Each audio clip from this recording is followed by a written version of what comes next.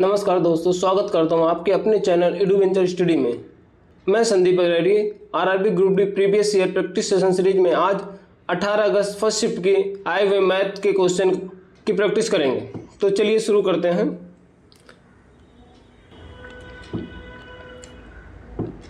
पहला क्वेश्चन है, किसी वस्तु का क्रय मूल्य 5000 से 2000 कम है, डीलर इस पर 10% की छूट देता है और इसके बाद रिटेलर अपने क्रय मूल्य पर 5% की छूट देता है।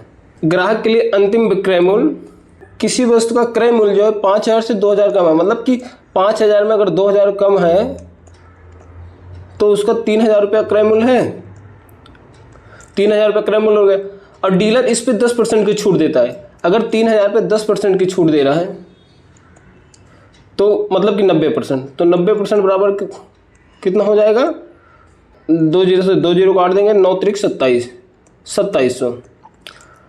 आगे क्या करा है, इसके बाद रिटेलर अपने क्रय मूल्य पर 5% की छूट देता है। तो क्रय मूल्य पे अपने 5% की छूट दे रहा है, मतलब कि वो जो 2700 रुपया है उस पर 5% की वो और छूट दे रहा है, मतलब कि 95% में उसको सेल कर रहा है। तो 95 बराबर क्या हो जाएगा, 00 से 00 कट जाएगा और यहाँ आ जाएगा 27 गुणे 95, तो बराबर हो जाएगा 2565, जो कि हमारा डी आंसर राइट है। चलिए नेक्स्ट क्वेश्चन देखते हैं। यहाँ दिया हुआ है अंडर रूट में 1 माइनस कास थीटा बटे में 1 प्लस कास थीटा। तो ऐसे क्वेश्चन में सबसे पहले परमेयकरण कर लेते हैं। तो परमेयकरण में करते क्या है, तो जो नीचे वाली है 1 प्लस कास थीटा उसके अपोजिट साइन से ऊपर नीचे गुणा कर देते हैं। तो 1 माइनस कास थीटा बटे 1 प्लस कास थीटा। तो अब परमेयकरण करेंगे तो इसका तो 1 माइनस कास थीटा से ऊपर नीचे गुणा कर देंगे। ठीक, तो ये अंडर रूट में है। अब क्या 1 माइनस कास थीटा, तो 1 माइनस कास थीटा का होल स्क्वायर अपान में क्या हो जाएगा, जैसे a plus b a minus b दिया है तो क्या हो जाता है a square minus b square, तो 1 माइनस कास स्क्वायर थीटा हो जाएगा ये under root 1 minus cos theta का होल स्क्वायर बटे में, तो जैसे हम जानते हैं sine square theta plus cos square theta बराबर 1 होता है। तो 1 माइनस कास स्क्वायर थीटा बराबर साइन स्क्वायर थीटा। अब हम रूट हटाएंगे तो क्या आएगा, 1 माइनस कास थीटा रूट के बाहर आ जाएगा और नीचे साइन थीटा रूट के बाहर आ जाएगा। तो अब इसको 1 माइनस साइन थीटा को हम लिख सकते हैं 1 minus sine theta minus cos theta बटे साइन थीटा। तो 1 माइनस साइन थीटा बराबर हो जाएगा कासेक थीटा और माइनस में काट थीटा, जो कि हमारा ए आंसर सही हो जाएगा। चलिए नेक्स्ट क्वेश्चन देखते हैं। यहाँ दिया हुआ है 9:12 समानुपाते 12:x और 28:42 समानुपाते 42:y है, तो 2x प्लस वाई का मान ज्ञात कीजिए। तो जैसे कि हमने आपको पहले ही बताया है, ऐसे समानुपात के क्वेश्चन में क्या करते हैं, अंदर वाले का गुणा अंदर से और बाहर वाले का गुणा बाहर वाले से। इसे सेम यहाँ भी करेंगे, अंदर का गुणा अंदर से, बाहर का गुणा बाहर से। तो हमारा क्या आ जाएगा, 12 गुणे 12 बराबर में 9 गुणे x। तो x बराबर क्या हो जाएगा, 12 गुणे में 12 बट्टे में 9। अब 3 से काटेंगे, 3 त्रिका 9, 3 चौका 12, फिर 3 से काटेंगे, 3 त्रिका 9, फिर 3 से काटेंगे, 3 चौका 12। तो अब x बराबर 4 गुणे 4 बराबर 16 आ गया हमारा। ऐसे यहाँ भी करेंगे तो 28 गुणे में y बराबर में 42 गुणे 42। ठीक, अब y बराबर क्या हो जाएगा, 42 गुणे 42 बटे में 28। अब यहाँ 7 से काटेंगे, 7 चौक 28, 7 छंग 42, और फिर 2 से काटेंगे, 2 दूनी 4, 2 तिहाई 6। अब यहाँ 2 से 2 तिहाई 2 21 42। अब y बराबर आ जाएगा 21 गुणे 3 तो y बराबर हो जाएगा 3 के 3, 3 दूनी 6, 63 आ जाएगा हमारा। तो ज्ञात क्या करना है, 2x प्लस वाई। तो हम यहाँ x और y का मान रख देंगे, 2 गुणे 16 प्लस में 63, तो 16 दूना 32 प्लस 63 बराबर क्या हो जाएगा, 3 2 5 6 3 9 95, जो कि हमारा सी राइट आंसर है। चलिए नेक्स्ट क्वेश्चन देखते हैं। यदि दो संख्याओं के बीच का अंतर 52 है और वे 7:3 के अनुपात में हैं, तो दोनों संख्याओं में से बड़ी संख्या ज्ञात कीजिए। तो बड़ी संख्या ज्ञात करना, तो ये दोनों संख्याओं का अनुपात क्या दिया है, 7:3।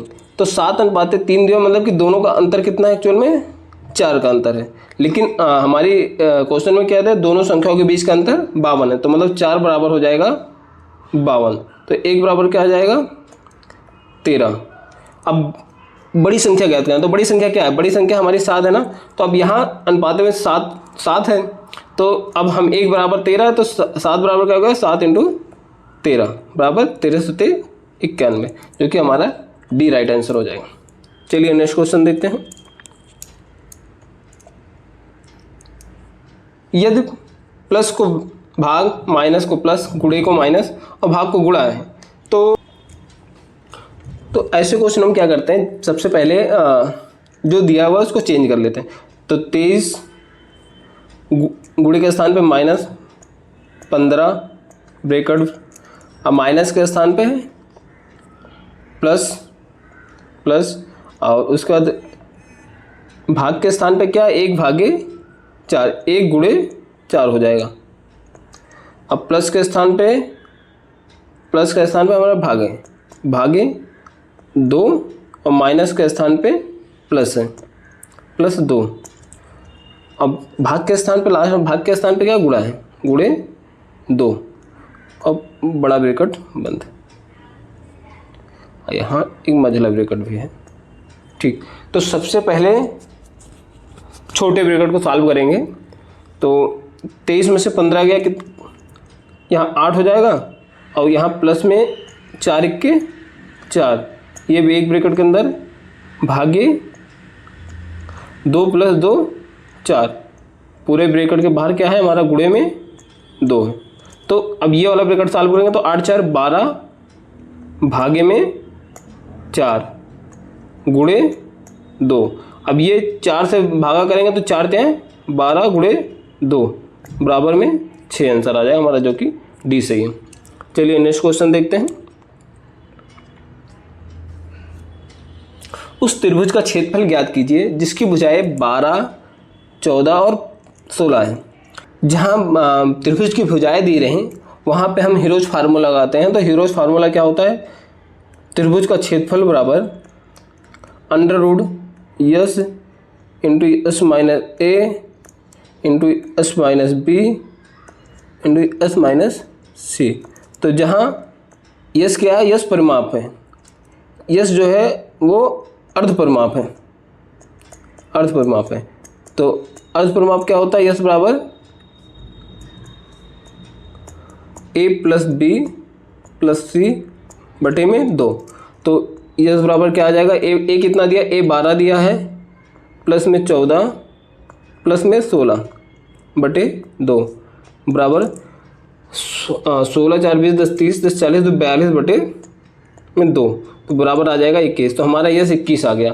तो अब त्रिभुज का क्षेत्रफल क्या होगा, √21 21 - A 21 - B जो 14 दिया है, 21 - C जो कि 16 दिया है। इसको सॉल्व करेंगे, 21 गुणे में 21 में से 12 गया 9, गुणे में 7 गुणे में 5। अब हम यहाँ पे 21 को तोड़ेंगे 7 गुणे 3 में, और 3 गुणे 3 गुणे 7 गुणे 5। अब अंडर रूट के बाहर ले लेंगे तो ये क्या, 3 बाहर आ जाएगा और 7 बाहर आ जाएगा, तो 7 × 7 गुणे 3, और अंदर में क्या बच गया, 5 × 15, तो हो जाएगा 21 अंडर रूट में 15, जो कि हमारा सी राइट आंसर है। चलिए नेक्स्ट क्वेश्चन देखते हैं। 2:6:6 प्लस 2:7:7 को भिन्न के रूप में निरूपित कीजिए। तो जैसे पुनरावृत्त वाले क्वेश्चन होंगे तो उसको भी हम सीधा जोड़ सकते हैं। 2.66666 डॉट डॉट ऐसे है और नीचे इसके क्या है 2.777 डॉट डॉट डॉट डॉट। अब इसको हम जोड़ेंगे 7 6 13 3 हासिल 1 7 6 13 14 7 6 13 14 हासिल 1 2 2 1 4 1 5 5.44। अगर हम भी यहाँ 6 या यहाँ 7 होता है, यहाँ 6 या 7, तो ये भी 4 आता है, ये भी 4 आता है, ऐसे तो ये आएगा 5.4444 ऐसे करके इसका 4 4 का पुनरावृत्त होगा। तो हम 5.4 के ऊपर हम बार लगा सकते हैं। 5.4 के बाद बार आ जाएगा। तो अब ये इसको हम सॉल्व कैसे करेंगे, 5 को अलग कर लेंगे प्लस में 0.4 बार। तो बार को सॉल्व करने का क्या तरीका है, 5 बार को हटाएंगे तो नीचे 9 आ जाएगा। तो 9 × 5 = 45 4 इसको सॉल्व करेंगे 49/9 जो कि हमारा डी आंसर सही है। चलिए नेक्स्ट क्वेश्चन देखते हैं। एक ट्रक 60 किलोमीटर की चाल से शहर पी से क्यू तक की यात्रा करता है। पी ये है और क्यू। उसी मार्ग में 100 किलोमीटर प्रति आवर की चाल से ये शहर पी तक वापस लौटता है। दी गई यात्रा की औसत चाल ज्ञात कीजिए। तो दूरी बराबर दिया, दूरी दोनों में सेम है। तो औसत चाल ज्ञात करने के लिए क्या हमारा फार्मूला होता है, औसत चाल बराबर 2 गुणे जाने की गति गुणे आने की चाल बटे जाने प्लस आने का योग। तो 2 गुणे जाने का क्या है, पहला 60 गुणे 100 बटे में 60 + 100। तो अब इसको सॉल्व करेंगे 2 × 60 × 100 बटे में 160।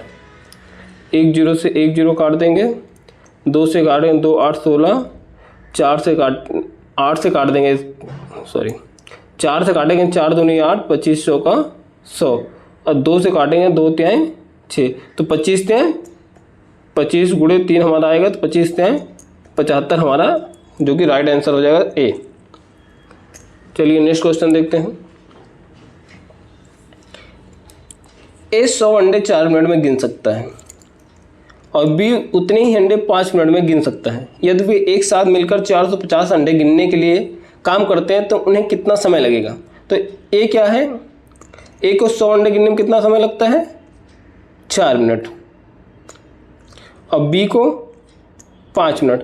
तो उनकी कार्य क्षमता निकाल लेंगे तो ये ए की कार्य क्षमता आ जाएगी 100/4 बराबर 25।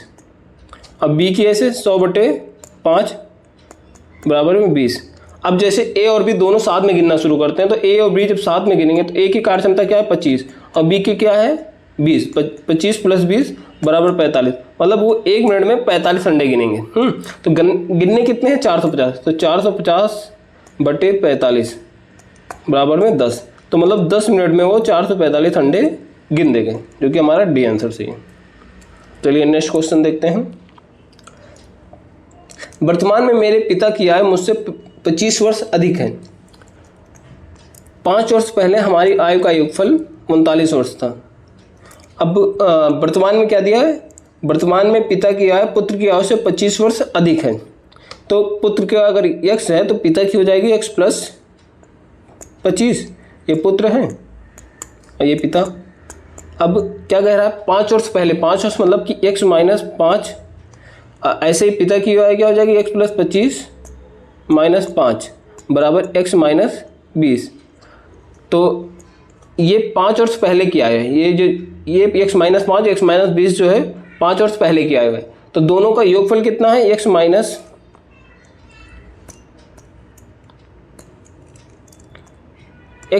5 प्लस में x + 20 बराबर 39 वर्ष। अब इसको सॉल्व करेंगे तो 2x + 15 बराबर 39। 2x बराबर 15 उधर जाएगा तो 39 में कटेगा तो 24 आ जाएगा। और x बराबर क्या हो जाएगा 24/2 बराबर 12 वर्ष, जो कि हमारा बी सही है। तो पुत्र की वर्तमानाएं 12 वर्ष हो जाएगी। चलिए नेक्स्ट क्वेश्चन देखते हैं। एक टेलीविज़न की कीमत एक प्रिंटर की कीमत से 3500 कम है। तो अगर प्रिंटर दिया क्या है, प्रिंटर माइनस टेलीविज़न बराबर 3500, क्योंकि 35,000। यदि प्रिंटर की कीमत टेलीविज़न की कीमत से दोगुनी है, तो प्रिंटर की कीमत जो है टेलीविज़न की कीमत से दोगुनी है, तो टेलीविज़न की कीमत ज्ञात कीजिए। तो P बराबर 2T है, तो यहाँ P का मान रख दो 2T माइनस में T बराबर 35,000। तो T बराबर क्या हो जाएगा 35,000। तो टेलीविज़न की कीमत क्या आ जाएगी 35,000, जो कि हमारा बी आंसर सही है। चलिए नेक्स्ट क्वेश्चन देखते हैं। दिए गए समीकरण में किन दो संख्याओं के स्थान परस्पर बदल देने पर समीकरण संतुलित हो जाएगा। तो ऐसे क्वेश्चन में क्या करेंगे, कोई एक भी ऑप्शन कोई भी उठा के चेक करेंगे। तो जैसे हम 8 और 9 को बदल लेते हैं, तो 7 गुणे 8 के स्थान पे हम 9 कर देते हैं, प्लस 9 के स्थान पे 8 माइनस का 6 और भागा में 3। तो 7 9 63 प्लस 8 माइनस का 2 बराबर क्या हो जाएगा 63 9 69, जो कि हमारा 69 जो कि नहीं आ रहा है। तो पहला ऑप्शन गलत हो गया। तो दूसरा क्या करेंगे, 3 और 6 को चेंज करेंगे। तो 7 गुणे 8 प्लस में 9 माइनस 3 भागे में 6। तो जैसे यहाँ देख रहे हो, यहाँ हम भागा करेंगे तो यहाँ 1/2 में आंसर आ जाएगा, क्योंकि हमारा नहीं हो सकता है, तो ये भी गलत है। तो तीसरा ऑप्शन चेक करेंगे, 6 और 9 को चेंज करेंगे। 7 गुणे 8 प्लस 9 के स्थान पे 6 माइनस 6 के स्थान पे 9 भागा में 3। अब 3 से भाग करेंगे, यहाँ 3 आ जाएगा, और 7 8 56 प्लस में 6 माइनस का 3, 56 6 62 माइनस का 3 मतलब 59, जो कि हमारा राइट आंसर है। तो सी हमारा सही हो जाएगा। चलिए नेक्स्ट क्वेश्चन देखते हैं। 10 सहभाज्य संख्याओं के किसी भी समुच्चय का महत्तम समापवर्तक हमेशा होता है। तो जैसे कोई भी को प्राइम संख्या दी है, तो को प्राइम संख्या में हमेशा सहभाज्य 1 होता है। कोई भी कितनी भी को प्राइम संख्या दी रहेगी उसकी उनका हमेशा महत्तम समापवर्तक 1 ही होगा। तो इसका आंसर ए सही हो जाएगा। चलिए नेक्स्ट क्वेश्चन देखते हैं। 0.0486 भागा में 0.002 का मान ज्ञात करना है। तो 0.0486 भागे में 0.002। तो अब यहाँ से हम दशमलव हटाएंगे तो ऊपर जितनी संख्या उतना 0, 1 2 3। अब जैसे अब यहाँ से दशमलव हटाएंगे तो नीचे में 1 जितनी संख्या है 1 2 3 4 0। ठीक, अब 3 0 से 3 0 कट गया, ऊपर क्या गया 486/2 गुणे में 1/10। तो 2 से जब काटेंगे 2 दूनी 4 2 चौक 8 2 3 6। तो भागे में 10 भी है, तो 24.3 हमारा राइट आंसर हो जाएगा, जो कि ए सही है। चलिए नेक्स्ट क्वेश्चन देखते हैं। 2 डिब्बों में 7:5 के अनुपात में चॉकलेट है। यदि दोनों डिब्बों में चॉकलेटों की संख्या का अंतर 28 है, तो अधिक संख्या वाले डिब्बों में चॉकलेट की संख्या ज्ञात करिए। तो हमारा अनुपात क्या दिया हुआ है 7:5। तो दोनों का अंतर कितना है 2, लेकिन एक्चुअल में हमें कितना दिया हुआ है 2 बराबर 28, और 1 बराबर क्या हो जाएगा 14। और अधिक संख्या वाले डिब्बे में चॉकलेटों की संख्या ज्ञात कीजिए। तो अधिक संख्या क्या है 7 है, तो 7 बराबर क्या हो जाएगा 7 गुणे 14 बराबर 14 से 98, जो कि हमारा बी आंसर सही हो जाएगा। चलिए नेक्स्ट क्वेश्चन देखते हैं। निम्नलिखित का मान ज्ञात कीजिए।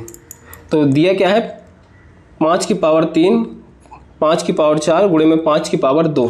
तो अगर ऐसा कुछ दिया है जिसकी मल्टीपल में दिया हो आधार बराबर है, तो घातें जो उसकी हैं जुड़ जाती हैं। तो यहाँ सेम ऐसा ही, तो घातें हम जोड़ देंगे। 5 की पावर 3 प्लस में 4 प्लस में 2 आ जाएगा 4 3 7 दोनों 5 की पावर 9, कि हमारा ए आंसर सही है। चलिए नेक्स्ट क्वेश्चन देखते हैं।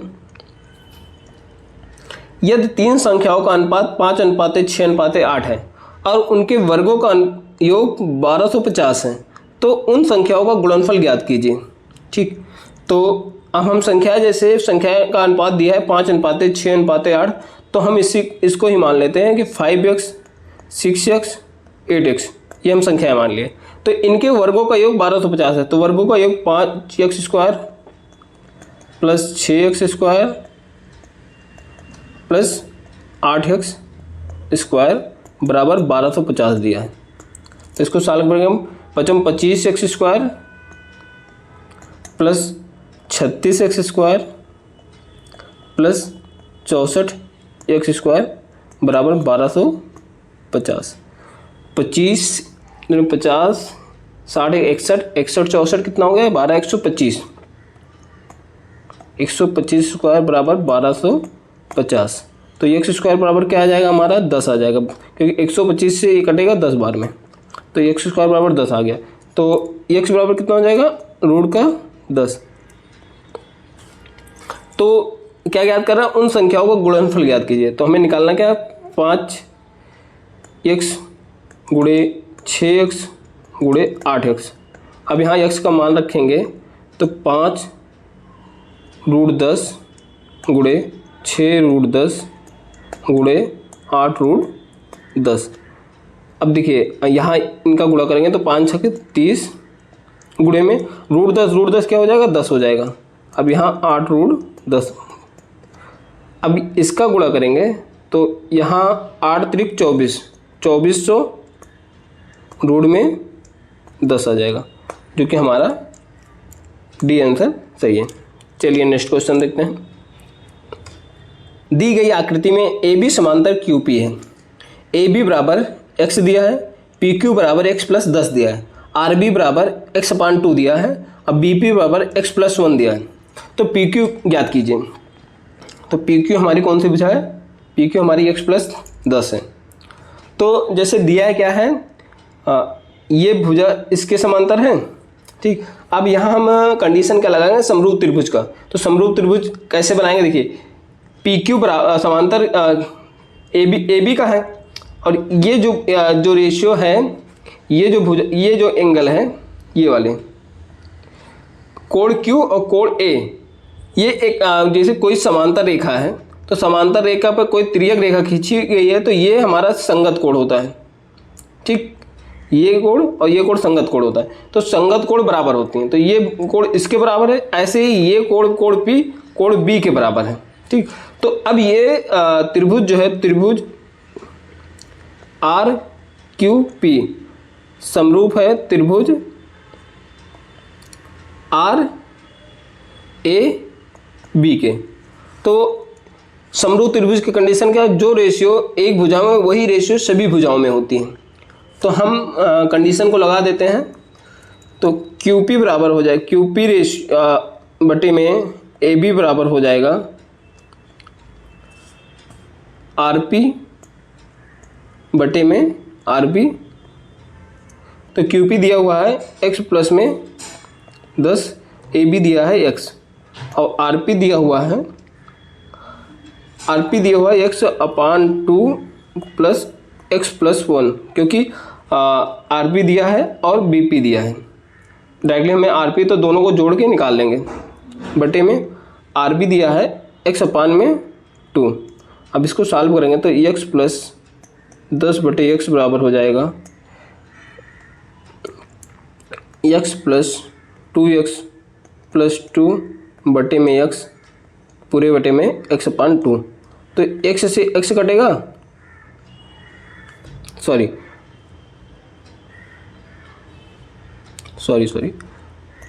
यहाँ 2 आएगा।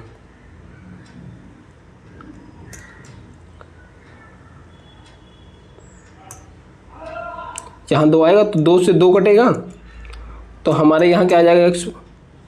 3x प्लस 2 बटे में यक्स, तो अब बराबर में क्या दिया, x प्लस 10 बटे में x बराबर 3x प्लस 2 बटे में x, तो x से x कट जाएगा तो क्या आएगा, x प्लस में 10 बराबर 3x प्लस 2, तो अगर x को उधर ले जाएंगे 2x बराबर 8 आ जाएगा, तो x बराबर 4।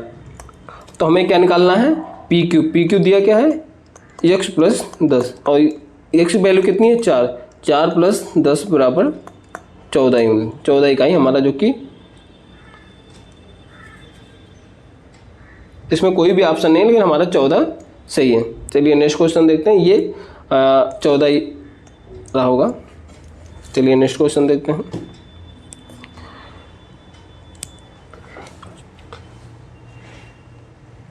एक मोटर कार 60 किलोमीटर प्रति आवर की चाल से चलना शुरू करती है और प्रत्येक 2 घंटे बाद इसकी चाल में 15 किलोमीटर प्रति आवर की वृद्धि होती है। इसे 360 किलोमीटर की दूरी तय करने में कितना समय लगेगा? तो शुरुआत उसने कितने से किया, 60 किलोमीटर से चलना शुरू किया 2 घंटे बाद, तो 2 घंटे में कितना चल जाएगा, 60 गुणे 2 बराबर 120, ये 2 घंटे में है।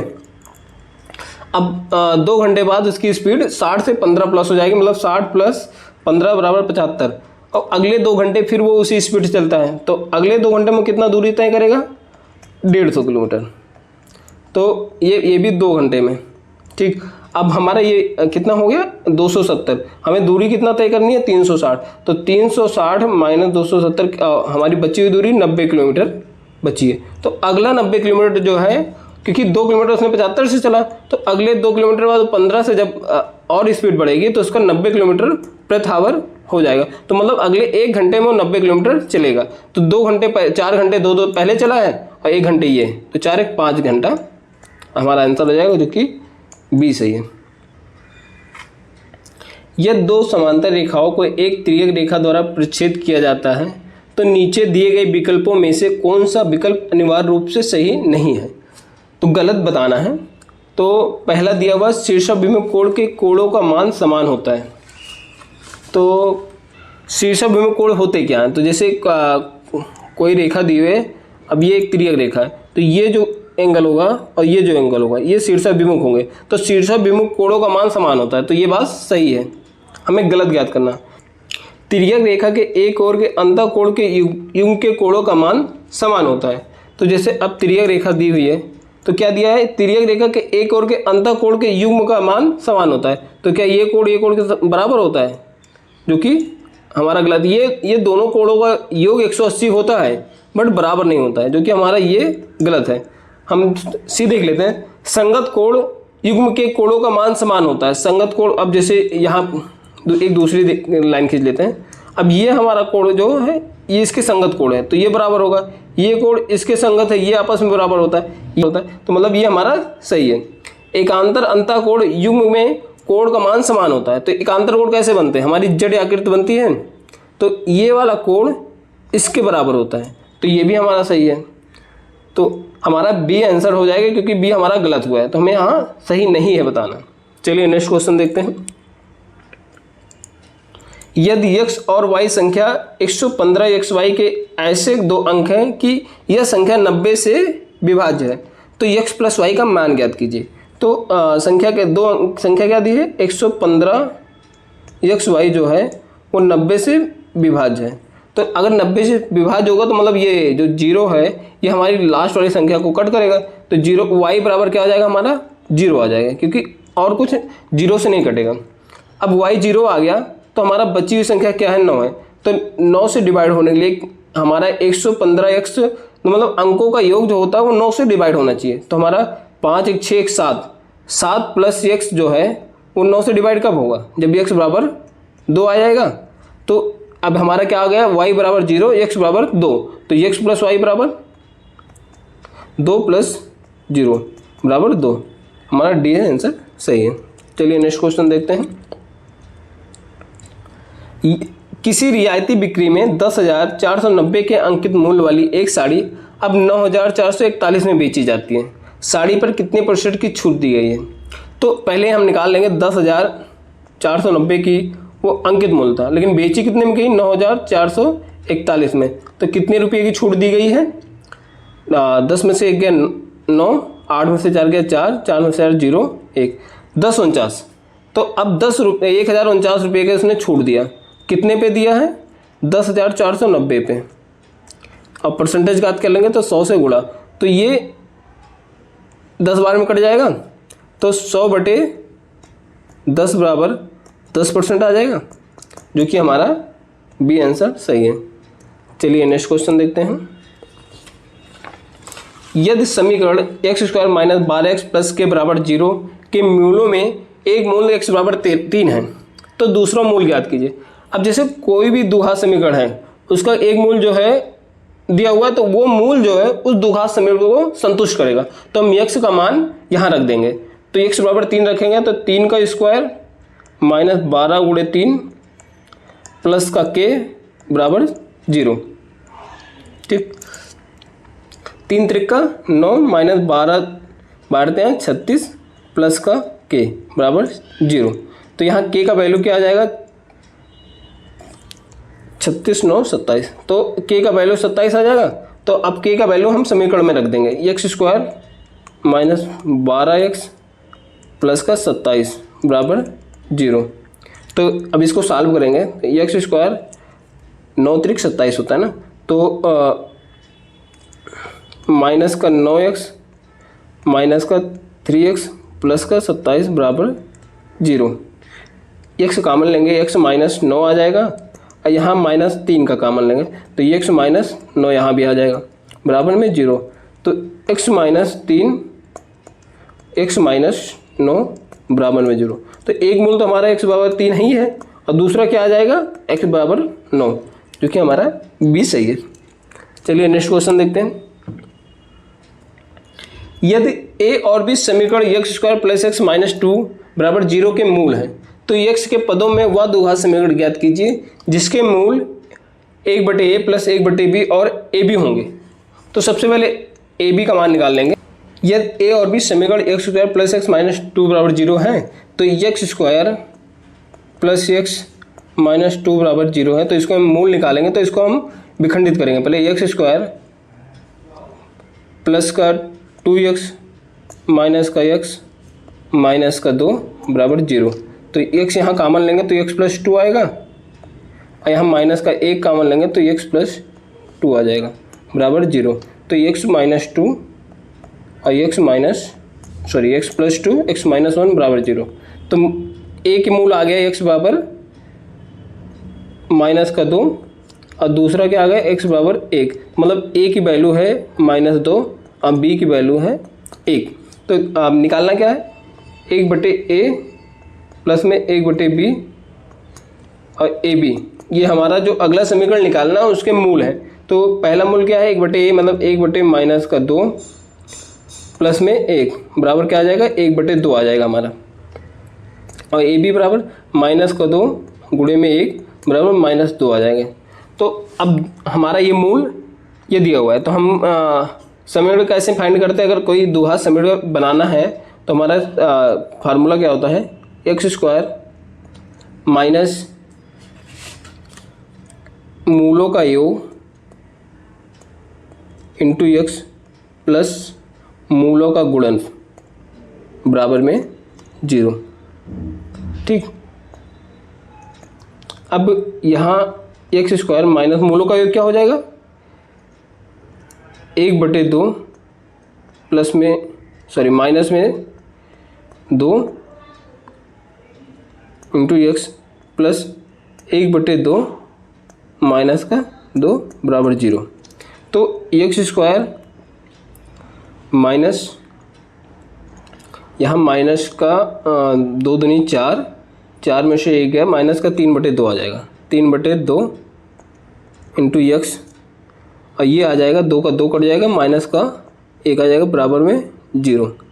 अब ये माइनस बाहर आएगा, x² प्लस का 3x अपान में 2 माइनस 1 बराबर 0।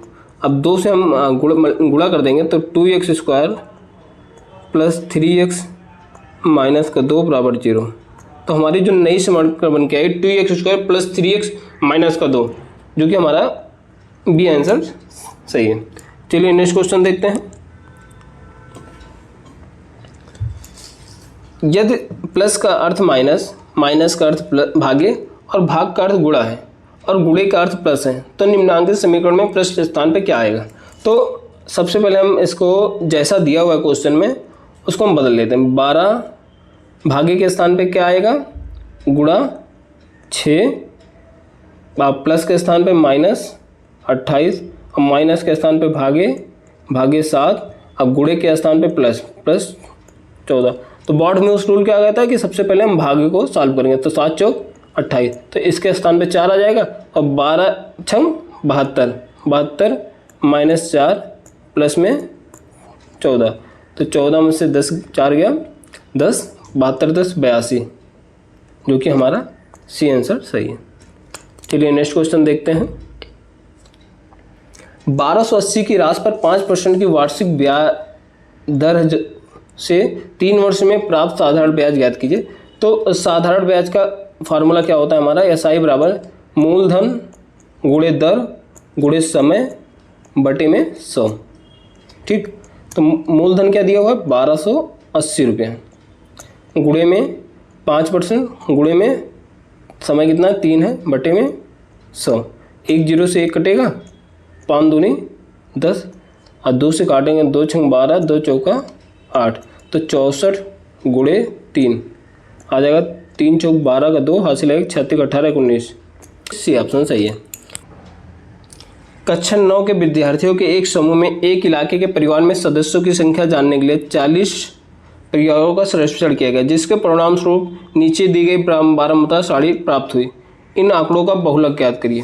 तो बहुलक का फार्मूला क्या होता है, सबसे पहले हम यही लिख लेंगे। तो बहुलक का फार्मूला हो जाएगा हमारा, मॉड का फार्मूला हो जाएगा हमारा lower limit plus F0 minus F1 बटे में 2F0 minus F1 minus F2 गुणे में वर्ग अंतराल जो दिया गया H। तो अब सबसे पहले हम यहाँ L F0 F1 F2 का और H का मान निकालेंगे। तो क्या दिया हुआ है, 40 परिवारों का सर्वेक्षण करने के बाद जो कि आप परिवार के सदस्यों की संख्या का वर्ग अंतराल दिया हुआ, परिवारों की संख्या दी हुई, तो हमारा बहुलक वर्ग कौन सा हो जाएगा। तो जो मैक्सिमम संख्या जिस परिवार में होगी वही हमारा बहुलक वर्ग हो जाएगा। तो हमारा 6 और 8 जो है वो बहुलक वर्ग है। तो बहुलक वर्ग हमारा F0 होता है और F0 के ऊपर वाला F1 और उसके नीचे वाला F2। तो हमारा F1 F0 F2 आ गया। और L जो होता है हमारा उस बहुलक वर्ग का लोअर लिमिट होता है। तो लोअर लिमिट L बराबर 6 दिया हुआ है। ठीक, और वर्ग अंतराल H बराबर, दोनों का अंतराल क्या है 8 माइनस 6, तो 2 का अंतराल है। तो हम यहाँ सभी वैल्यू रख देंगे। तो मॉड बराबर हो जाएगा 6 प्लस F0 12 माइनस F1 8 बटे 2 गुणे 12 माइनस F1 8 माइनस F2 6 गुणे वर्ग अंतराल 2। अब 6 प्लस में 12 में से 8 गया 4, 12 दूनी 24 माइनस 14 गुणे में 2। अब ये आ जाएगा 6 प्लस में 4 बटे 10 गुणे 2, 2 पंचे 10, तो हमारा आ जाएगा 6 पंचे 30 और 34 बटे 5, तो 5 6 30 5 और 40, तो 6.8 हमारा, जो कि सी ऑप्शन सही है। चलिए नेक्स्ट क्वेश्चन देखते हैं। हम सीधा क्वेश्चन पे आते हैं। इसमें लास्ट में हमारा क्वेश्चन क्या कह रहा है, 2013 में बेची गई साइकिलों की संख्या 2017 में बेची गई साइकिलों की संख्या के लगभग कितने % के बराबर है। तो 2017 में कितनी साइकिल बेची गई है हमारी 90, और 2013 में 45। तो 2013 में 45 है और 2017 में 90। अब इसका हम परसेंटेज निकालेंगे तो 100 के गुणा करेंगे, तो 45 दूना 90, तो 2 से 100 में गया 50, तो हमारा 50% राइट आंसर हो जाएगा, जो कि हमारा सी सही है। चलिए नेक्स्ट क्वेश्चन देखें। तो आज इतना ही था दोस्तों। अगर हमारा वीडियो आपको पसंद आया हो तो हमारे चैनल को सब्सक्राइब करें, वीडियो को लाइक भी करें और शेयर भी करें। ओके, धन्यवाद।